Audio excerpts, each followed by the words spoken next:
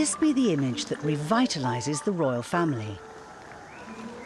It's the moment people first saw Prince Harry officially with his girlfriend Meghan Markle, a heavily choreographed public appearance, which seemed to confirm that Meghan was about to become the most exciting new addition to the royal family's inner circle.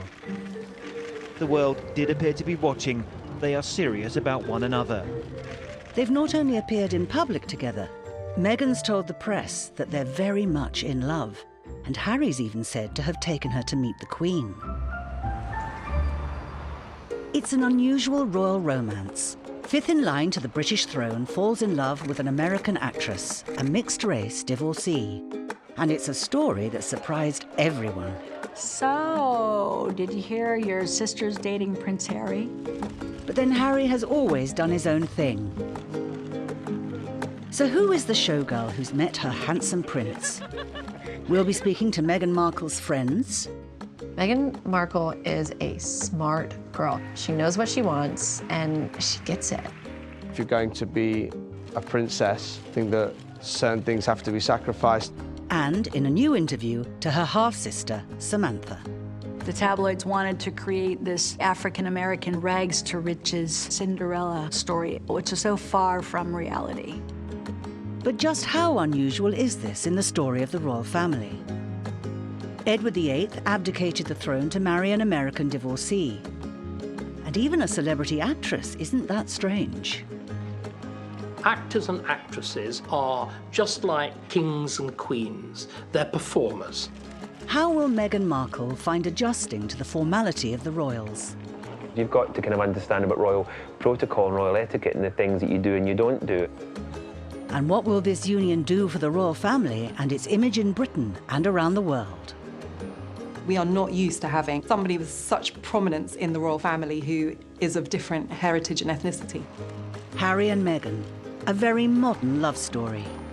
How will they tie the knot with that most ancient of institutions, the British royal family?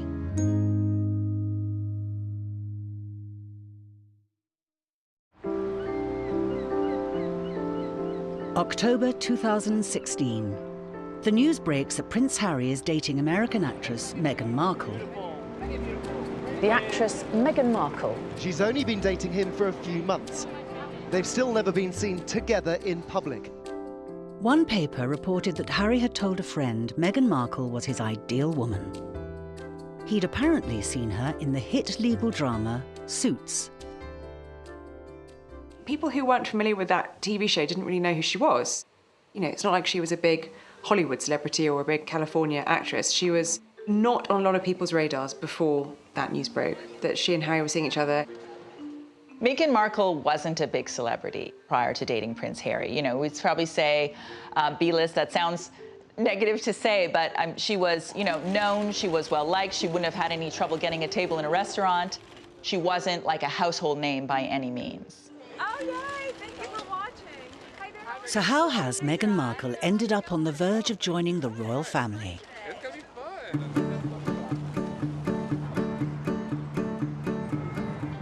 Los Angeles, 1981. Meghan Markle was born 3 years before Prince Harry to a typically unconventional Californian family. Her father, Thomas, was a television lighting director, and her mother, Doria, a therapist and yoga instructor. Her father already had 2 children from his previous marriage, Meghan's half-brother, Thomas Jr., and half-sister, Samantha. My father married her mother, so she is my blood half-sister. It was like a gift when Meghan was born because she was so full of life and personality that we became settled as a family, but we became much more lively. Being an older sister suddenly made me feel like I had a responsibility, being able to make her laugh or help her learn to walk. She was always giggling, and you know, around the holidays, it was wonderful. Meghan's father was white and her mother African-American. Her family had come to Los Angeles from Georgia and Tennessee. We were sort of a little family, not as large as the Brady Bunch, but you know, in our minds it was a unique, very beautiful, multicultural and interracial family beginning. With regards to feeling a biracial tension or rift, I never really noticed that.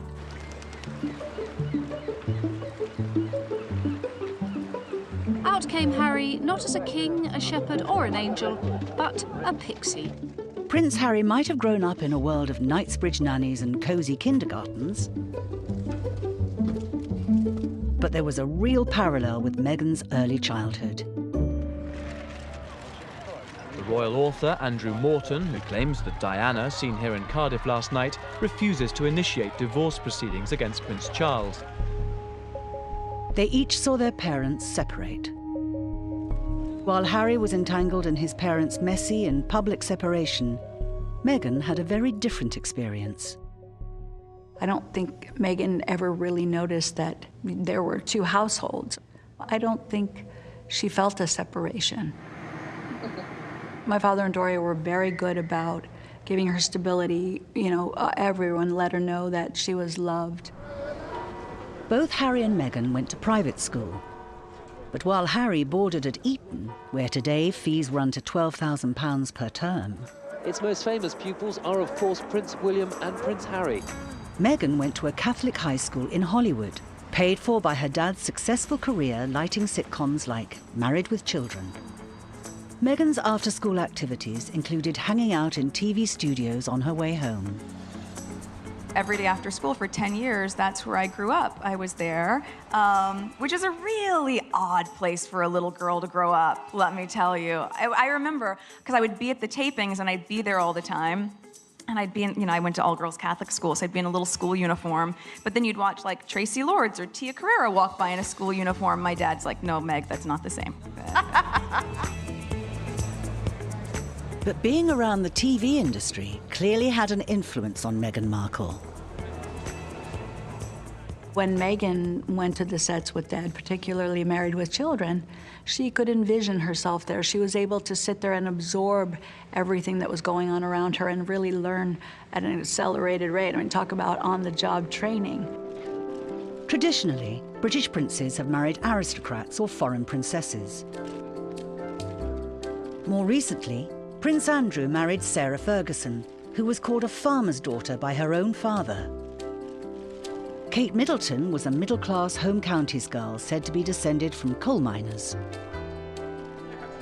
With Meghan, an American divorcee actress, it seems like yet another social frontier has been crossed.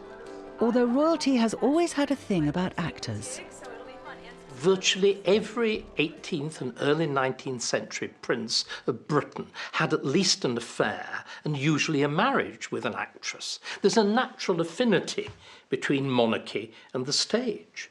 Monarchy is a performance. Actors and actresses are just like princes, princesses, kings and queens. They're performers. They wear funny clothes. They enact roles that no ordinary human being would do. Meghan was drawn to the world of acting at an early age. We were a very animated household, so I think it was sort of nature and nurture. By the time she was 6 or 7, she was involved in a little acting studio in North Hollywood. And she always seemed so excited to go, and when she came out of class, you know, she was always really excited telling us about some of the things that she did. So we could tell Meghan early on was just a handful of characters busting to get out. Meghan didn't take the obvious route straight into the movies.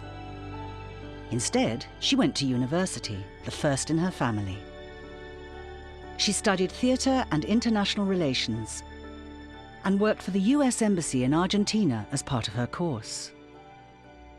What the world and what the media didn't look at and what they didn't know was that she served as a media liaison to foreign dignitaries, which is a very difficult position that requires a great deal of savvy and elegance. She's very, very classy, reserved, elegant, and educated. Meanwhile, Meghan's future boyfriend had joined the army after leaving school with 2 A-levels. Nothing was happening for the first few days that I was here, but things are picking up again now. Harry completed 2 tours of duty in Afghanistan and trained to be a helicopter pilot. While Harry was flying combat helicopters, Meghan Markle's acting career was taking off. 2011, Meghan appeared in the TV movie Random Encounters. These photos were taken during the filming by her co-star, Abby Wathan. I was the lead in the film, and she was playing my best friend. And we became almost like instant friends. I think she always kind of knew that she would be successful. Like, that's the kind of person that she is. She just knew it. Abby was with Meghan when she landed her first major role. Meghan and I were meeting for a glass of wine, and she told me that she booked this pilot that she had auditioned for, and it was really soon after Random Encounters, and it was like, that is so crazy. That pilot was for Suits, the series that would make Meghan Markle's name. But while her star was rising in Suits, behind the scenes there were problems in Meghan Markle's private life. Meghan and I actually bonded because I was married and she was getting married. So I was invited to her wedding, but I couldn't go. And then we both went through divorces. So we actually bonded on that too. Meghan had married her partner of 7 years in 2011, film producer Trevor Engelson. But the marriage lasted only 2 years. Meghan, she's not one of these people that like dwells on, I was destroyed. And Meghan was really, it was great to feel empowered. You know, I feel like she took her power back. So it wasn't right. It wasn't the marriage she needed to be in, and she moved on.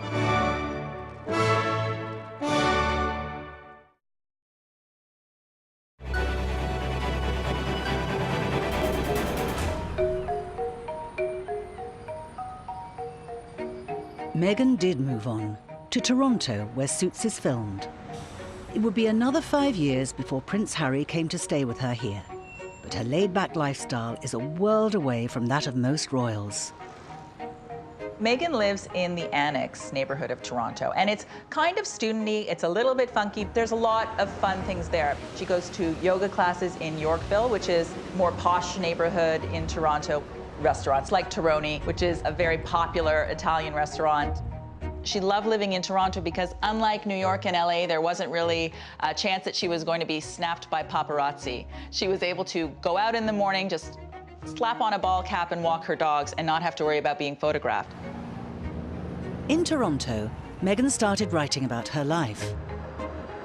She created a blog and called it The Tig, named after her favorite Italian wine. It's got a lot of like cooking and travel and fashion and beauty, like really just about you. Yeah, it's an extension of the things that I just love, right? People would ask me like, where should I go for vacation? Or what's the best place to have the hidden gem of perfect bite of food? So I interview Michelin star chefs. One of those Michelin-starred chefs was Brit Tom Sellers. He became a friend of Meghan's after she visited his restaurant. This is his first television interview about her. She just called me one day and said, listen, I'm doing this blog, I'd love to include you. It's about art and culture and food. And I think it's rare sometimes to find someone that you actually feel is genuinely interested in what you're doing. She just loves food on all levels, I think. It doesn't matter if you're in a fine dining restaurant or you're eating out of a shack somewhere. Food brings people together, and I think Meghan's just a real, an amazing people's person. Royal correspondent Roya Nicker remembers when Meghan Markle had to finally stop writing The Tig. The Tig was around for a couple of years before news of her relationship with Prince Harry broke, and actually she kept it going for several months after news of their relationship did emerge. I think there then came a time where the media were able to sort of pull out bits of her blog and make stories out of them, perhaps in a way that she wasn't that keen on, and she closed it down with a very heavy heart. But how did Meghan Markle, the actress, blogger and yoga devotee, end up meeting Prince Harry? So, did you hear your sister's dating Prince Harry? The story begins in Soho, London, June 2016. Summer in the city. The stage is set for the showgirl Meghan Markle to meet her prince.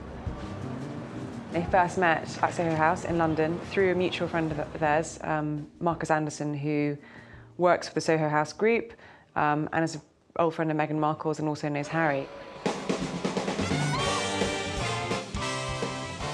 Soho House is a haven for the glitterati from high society and the worlds of media and entertainment. They run a chain of clubs and hotels in London and several major cities. And Meghan is a member in London, Toronto and LA. What's great about places like Soho House is that they are members club, and if you are part of that establishment, it means that you can't be seen to be taking photographs. There's lots of different rooms and alcoves where it's pretty dark and you can hang out and really nobody's going to, bat an eyelid. PR guru Nick Eade got to know Meghan Markle when she hosted a glitzy charity event, the Global Gift Gala. She was very passionate about charity, and she was coming over to London, and we felt that it was a really great opportunity for us to have someone like her who's got great star appeal and also who's very eloquent to host the event. It was really great to actually be able to talk to her about what we were doing and why we were doing it. Meghan is very committed to charity and humanitarian work. When she first met Harry, Meghan had just made a trip to Rwanda, campaigning for clean water with the charity World Vision. The year before, she had given a speech at a UN Women's Conference. I am honored to be UN Women's advocate for political participation and leadership. The similarity to his mother's charity work is said to have left a strong impression on Prince Harry. Ladies and gentlemen, everyone needs to be valued. After that first meeting in Soho House, the pair became a couple, but in total secrecy. I don't think anybody knew about their relationship. They'd managed to keep it very quiet for a few months, which, for a royal romance is pretty extraordinary, particularly with someone who's high profile like Meghan. Good morning. We always love having you. Can't believe we're talking about fall. We even have a nice faux fall set here to get us in the mood. But 3 months later, the biggest royal scoop in a decade hit the headlines. It broke onto the news scene with quite a bang. We're here with Camilla now. You broke the story. How accurate are your sources? Well, let's put it this way. Kensington Palace hasn't denied it, and I think since the story broke on Sunday morning, all of the evidence has pointed towards it being true. The media delved into Meghan Markle's childhood. Some of the newspapers sensationalised her background, painting a lurid picture of her family and the neighbourhood she'd grown up in. The tabloids wanted to create this ghetto princess story, if you will, which is so far from reality. The African-American rags to riches Cinderella. We were raised in a very beautiful upper middle class home in the San Fernando Valley of Southern California. Nowhere near gangland, as the tabloids tried to illustrate. Contrary to media stories, Meghan was very classy. She was sort of prim and proper even when she was a child. Can we get that over the shoulder, please? One fact that was inescapable was that Meghan was divorced, and the press leapt on it. Unsurprisingly, perhaps, given that the last time a royal prince fell in love with an American divorcee, it resulted in a constitutional crisis and the abdication of the throne. To be placed in the position of having to choose between love and a throne is one of life's most tragic dilemmas, even if the dilemma is of the king's own making. In the 1930s, the royal family was presented as the model British family. It was presented as an exemplar of family virtue. Now, that sort of lasted through Prince Philip and the Queen. Nobody could possibly claim that the behaviour of her children makes them an example of family virtue. So insofar as the royal family is a symbol, it's not the symbol of British virtue.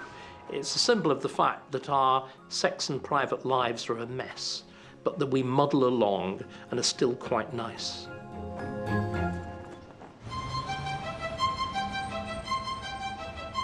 While journalists dug up Meghan's grade school acquaintances and one-time neighbours, the most caustic comments seemed to come from her half-sister, Samantha. This morning, there was a bombshell from Meghan's sister who described the actress as a narcissistic social climber who always had a soft spot for gingers. Good gracious. I know. Comments which Samantha strongly insists she never made. I was quoted as calling her Princess Pushy. I never said those words. The truth is I never said any such thing. And there's no tape, no recording, nothing in the world that anybody could present to suggest that it was. The tabloids really milked that for all it's worth. So it created a divide between Meghan and I. And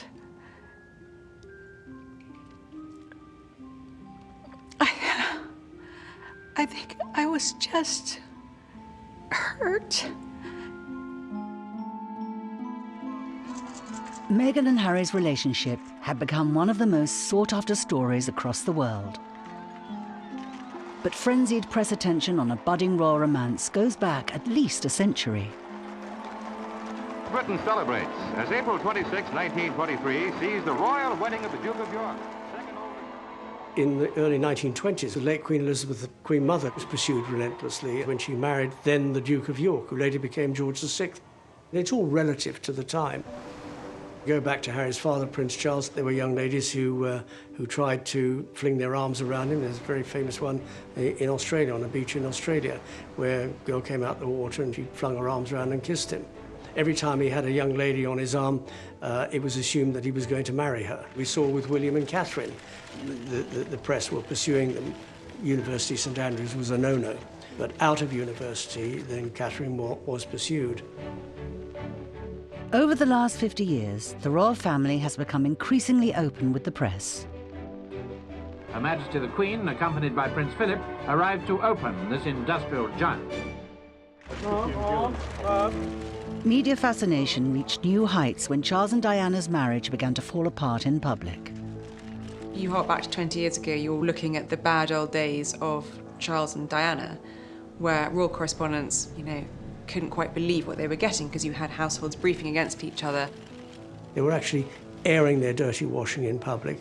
William and Harry probably felt quite rightly, although they were young at the time, that is this the right thing to do?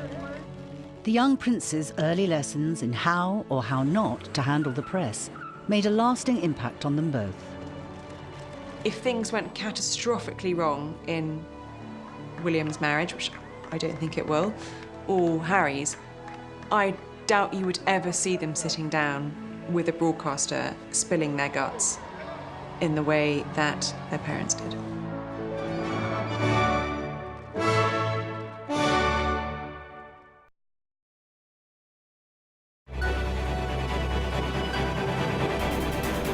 Prince Harry, with a long-standing reputation as a ladies' man, is well used to journalists following his love life. But his two most serious relationships before Meghan Markle, with Chelsea Davy and Cressida Bonus, both fizzled out. Both women were said to be unable to cope with intense media intrusion.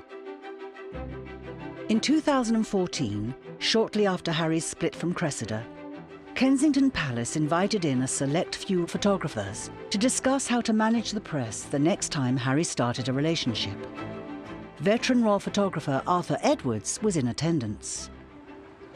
They were asking the experienced people that have been around a while how they cope with Harry having a new girlfriend, how to handle it, And my view was, well, the first thing that people will want is the first picture of them together. And that's always going to be the big money picture. But even after Harry and Meghan's relationship became public, Kensington Palace refused to release an officially sanctioned picture of the couple together. There's been a concerted effort on Harry's part and Meghan's part to protect that relationship as much as possible. I think they've tried to be quite low-key. You haven't seen them together, going out and about to celebrity parties. Even though that's very much part of her world, that's not what they've done together. I think if you're in control of it, then just issue a picture, just a picture of them together. And that's the pressure off. But that first picture is everything. While the world's press sought the first photo of the couple, Harry and Meghan tried to keep their relationship as private as possible. Much the same as royal couples before them tried to maintain their privacy before their engagements were announced. But eventually, Harry and Meghan would need to come out in public and be seen together officially. The first step came on September the 6th this year, when Meghan appeared on the cover of Vanity Fair. In the interview, she called Harry her boyfriend and said they were really happy and in love. It was a very clear statement of intent, I think, about the relationship, and it was done 100% with Harry's approval. But the Vanity Fair article was just the prelude to the big public unveiling of the new royal romance. 4 weeks later, Harry was opening the Invictus Games, the Paralympic-style sporting event he created. And this year, the Games were being hosted in Toronto, Meghan Markle's home city.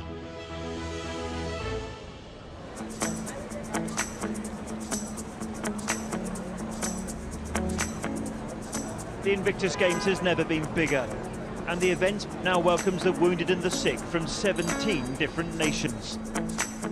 The Prince himself watched the training in Toronto this afternoon before the opening ceremony tomorrow.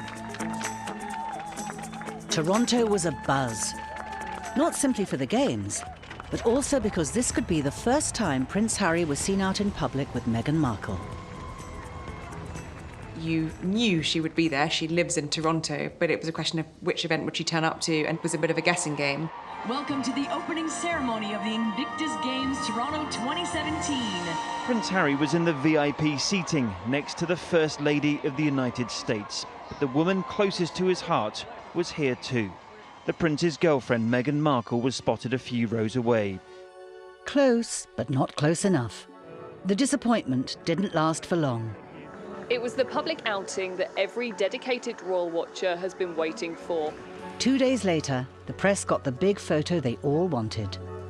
Harry and Meghan arrived together for a wheelchair tennis match, holding hands. It was what those in the know call a PDA, a public display of affection.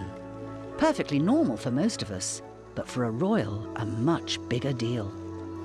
They looked so comfortable together. Harry was holding Meghan's hand, which is just really not done in the royal family.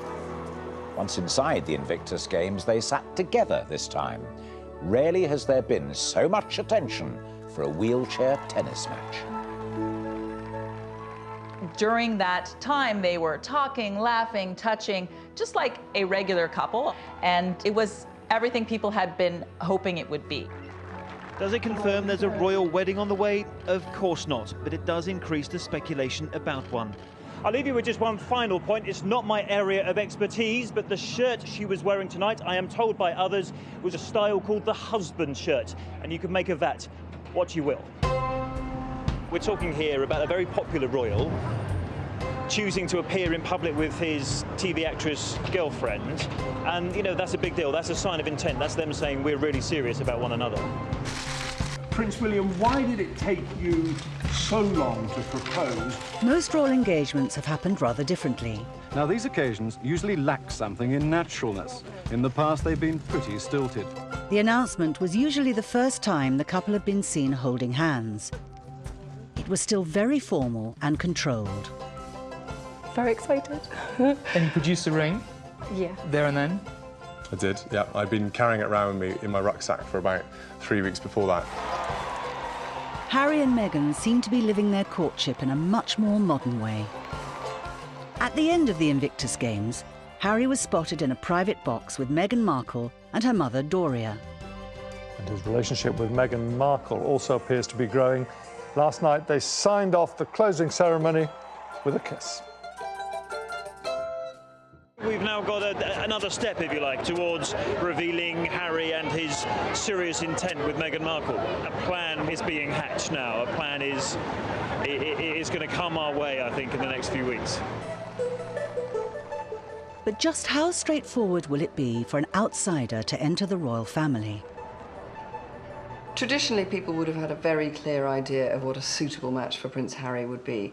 Preferably a duke's daughter, having grown up hunting, shooting and fishing, all of the very sort of traditional Sloane values, good at being outside a lot, very robust, quite hearty. Perhaps the perfect mixture of the aristocracy of Diana with the heartiness of Fergie. Diana was born into an aristocratic family, where the rules of royalty are ingrained. Diana went to finishing school, so she had a grounding of what to do, what not to do, what to say, what not to say, and how to behave. She knew what was expected of her when she joined the household because she'd had an in already in her formative years, and she adapted pretty well. I am extremely grateful to you, Lord Mayor, and to the City Council, and to the City of Cardiff for granting me the freedom of the city. With no such basic training to fall back on, just how steep will Meghan Markle's learning curve be? Grant Harold was butler to Prince Charles, William and Harry, and now teaches royal etiquette at a castle in Gloucestershire. When I joined the royal household, I mean, it's a huge learning experience because you've got to kind of understand about royal protocol and royal etiquette and the things that you do and you don't do. As well as the etiquette, there's also the permanent presence of cameras and smartphones to contend with. When royals get into helicopters or cars, it's the same thing about having to be very careful how they do this. Now, for gentlemen, it's quite straightforward, but for a lady, again, it's about keeping the knees together, and you'll see them. They'll swing the legs out together, and then they'll raise themselves out the chair, and then when getting in the car, it's the same thing. They'll sit in the chair and they'll swing the legs in. It takes a bit of practice, but it's very elegant, and when beautifully done, you don't even notice it. Meghan will also have to master the so-called Duchess slant. Meghan, if she is going to be photographed a lot sitting on a stage, will possibly adopt, when wearing a skirt, the Duchess slant, which is when you slightly angle your legs rather than crossing your legs at the knee. If you've sat on a stage and had 100 photographers photographing you at knee level and you're wearing a skirt, you will realise if you cross your legs at the knee, they can photograph straight up your skirt. No need for a Duchess slant when you're wearing ripped jeans and a husband shirt.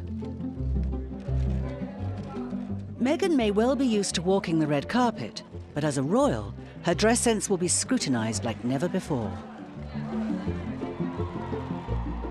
The fashion choices of the royals have raised eyebrows over the years. It remains to be seen how daring Meghan will be with hers.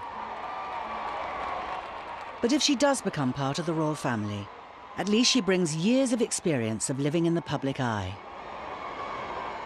She's used to press attention. She's used to her life being turned inside out, so the private becomes public. She's not like, dare I say it, like the Duchess of Cambridge, who's torn from an ordinary middle-class life and suddenly put in this goldfish bowl. She's used to that. I would guess that that might be part of the affinity between her and Harry. They could talk about it. They could say to each other, "Oh God, you know, what have the press been doing to you today?"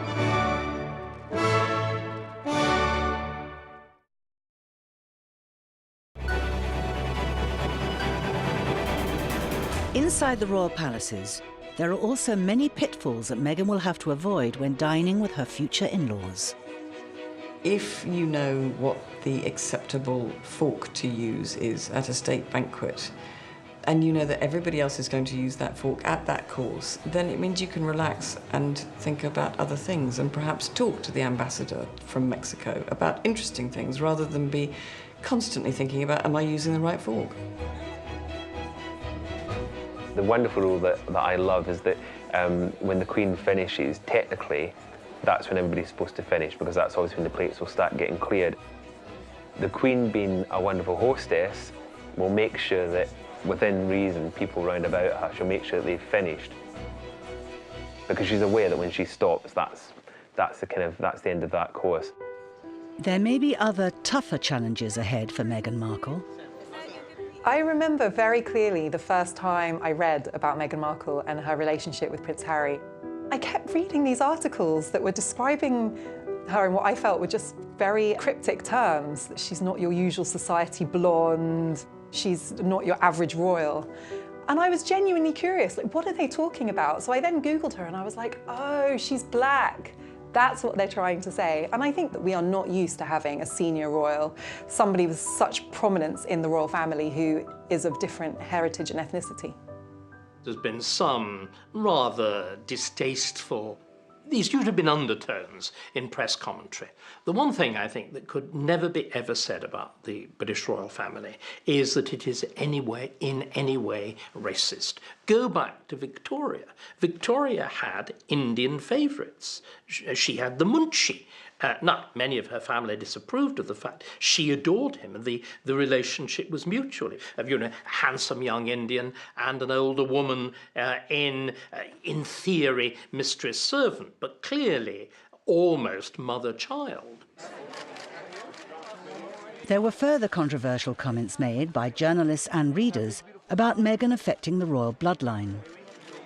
This goes to a much deeper issue about the royal family, because in a way, the whole concept of the royal family is about racial purity. Even the terms that we use to talk about the royal family, blue blood, comes from sangra azul, which refers to the fact that the royal family were meant to have pale skin, so you could see their blue veins, which at the time distinguished them from the Jews and Moors and black Africans who were present in Europe throughout the Middle Ages. After the media onslaught, Prince Harry fought back. Prince Harry lambasts the press for harassing his American girlfriend, Meghan Markle. In a long and strongly worded letter, Kensington Palace says his girlfriend, Meghan Markle, has been subject to a wave of abuse and harassment. It refers to the racial undertones of comment pieces. The statement says some reporting has crossed the line. I think it was very much Prince Harry. He knows commentators will say this is the price she has to pay. You can hear his voice in it. You can hear his fury in it. This is not a game. It is her life and his. Prince Harry's statement took many people by surprise. It was remarkable to hear the royal family accuse the press of racism. I have to say I really welcomed it, because we can't overcome some of these prejudices unless we really own them and talk about them. And I think, being Britain, we have this really British tendency to just sweep things under the carpet if they get awkward. Many people don't even feel comfortable using language about race and identity. So I think that that's a really welcome step, that now these issues are starting to come out and we are starting to talk about them. Harry's criticism of the tabloids' treatment of Meghan has led to a new respect in many people for the royal family.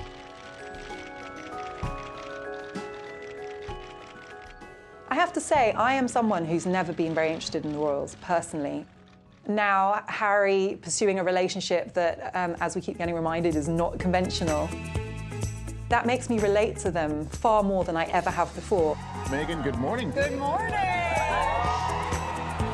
And there are a number of ways that Harry's relationship with Meghan Markle could help the monarchy feel more modern and in touch. Harry has got something of his mother's talent for rubbing along with very different people. He can do mating without it seeming silly.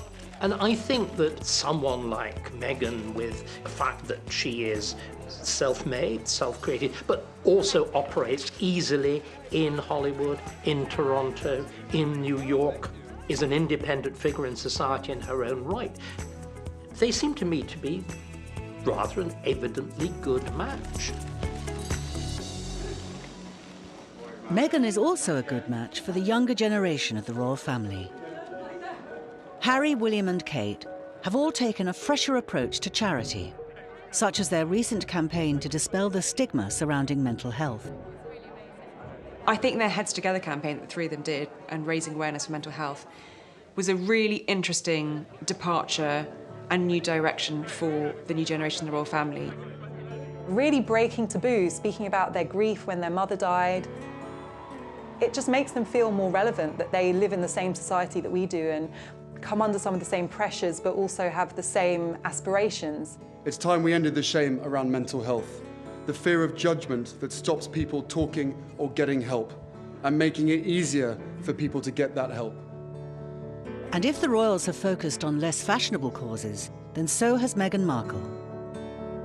In early 2017, she went to India to highlight the stigma surrounding menstruation for poverty-stricken women.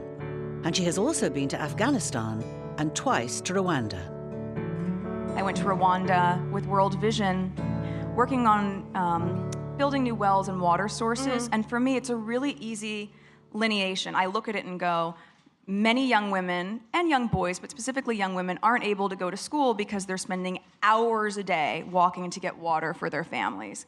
So by fixing that one piece of the puzzle, you can see from a grassroots level, you're going, now they can stay in school, they can get an education, they have a much larger promise for a brighter future.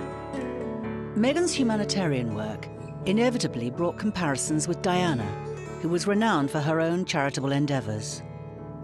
My mother had been shocked and appalled by the impact that landmines were having on incredibly vulnerable people, and on children in particular. Harry is a very, very compassionate young man, and I think he's also extremely sensitive. Did you get your hands dirty? Yes. And his mother's work is a legacy which everybody knows about. Someone like Meghan is extremely attractive to him and to everybody in that sort of environment. Harry and Meghan are clearly linked by charity, and signals are getting stronger that they are about to form a royal unit to take on these causes together. In October 2017, Meghan reportedly made her first visit to Buckingham Palace. Meeting your future in-laws is nerve-wracking enough for most of us, but if they live here, it must be a whole different experience. Quinoa in LA to tea and scones in the palace, right? Shortly afterwards, it was reported that Meghan wouldn't be returning for the next series of suits.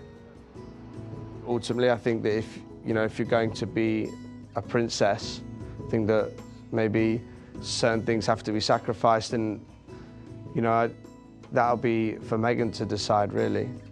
I think we are expecting an engagement announcement imminently. Everything's pointing towards that. The shutdown of her website and social media channels, and also to see the way they are together, and her mother was there with her in the box for the Invictus Games, just feels like it's the right time.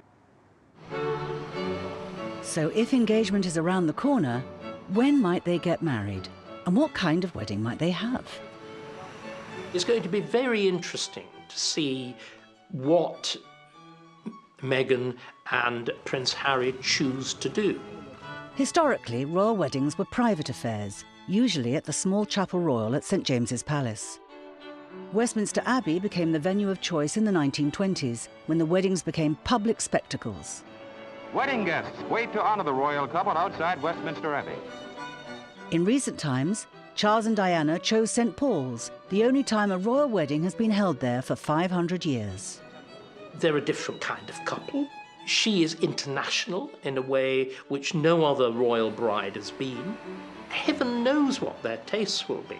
I'm not even sure what kind of group of people will assemble at the wedding. In that sense, it will be a one-off. You're talking about hundreds of guests. Lots of dignitaries, lots of international royals, heads of state. We've just seen Harry and his bromance with Barack Obama in Toronto at the Invictus Games. I'm pretty certain they'd get an invitation. And then you're also going to have, the world of showbiz there through Meghan's connection and her family as well.